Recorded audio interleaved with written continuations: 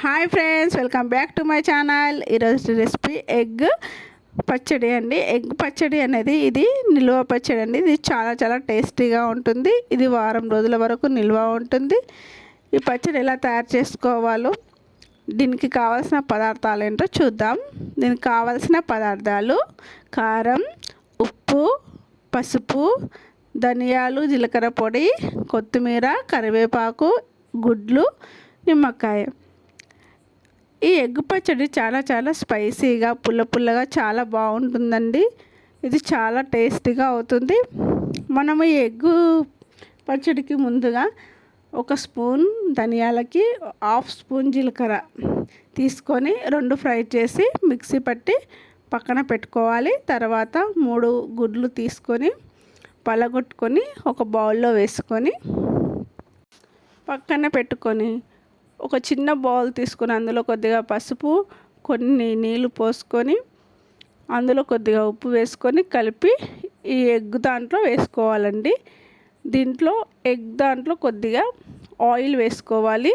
Oil వేసుకొని దీన్ని మనం మిక్సీ పట్టుకోవాలి.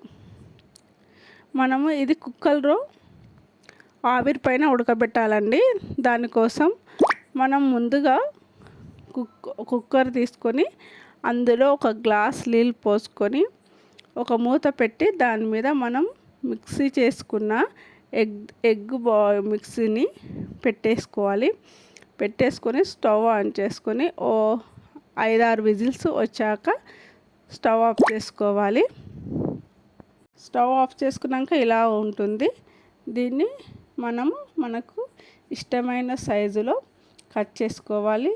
ఇలా సన్నగా తరుక్కున్న తర్వాత ఒక బాండీలో ఆయిల్ వేసుకొని మనకు డీప్ ఫ్రైకి సరిపడంత ఆయిల్ తీసుకోవాలి. దీన్ని డీప్ ఫ్రై చేసుకోవాలండి. మనం ఇలా డీప్ ఫ్రై చేస్తుంటే ఇది పొంగుతుందండి. బాగా కలుపుకుంటూ డీప్ ఫ్రై చేసుకోవాలి.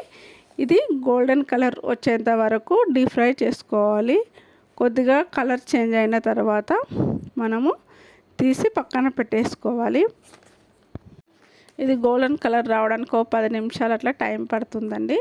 మనం ఇది ఫ్రై చేసుకున్న తర్వాత వేరే బాండీ తీసుకొని అందులో ఒక స్పూన్ ఆయిల్ వేసుకొని పచ్చిమిర్చి, కరివేపాకు, కొత్తిమీర వేసి ఒక స్పూన్ అల్లం వెల్లుల్లి పేస్ట్ వేసుకొని మనం బాగా ఫ్రై చేసుకోవాలండి.